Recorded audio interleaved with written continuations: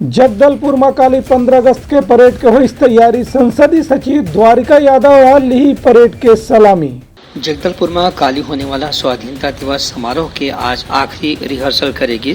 एमा अल्पसंख्यक विकास विभाग के संसदीय सचिव द्वारिकाधीश यादव मुख्य अतिथि हुई। वह मुख्यमंत्री के संदेश के वाचन करी।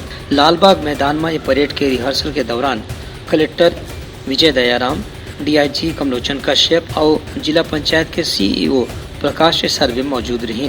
कलेक्टर विजय दयाराम तैयारी के जायजा लेके बाद अधिकारी मन लगे कि परेड में कोनो भी किस्म के कमी नहीं होना चाहिए। ये परेड के नेतृत्व उप पुलिस अधीक्षक दीपमाला कुर्रे करी, जो उनकी दूसरा कमांड के अधिकारी हमें संगे संग गुणेश्वरी नुरेटी घलो मौजूद रही।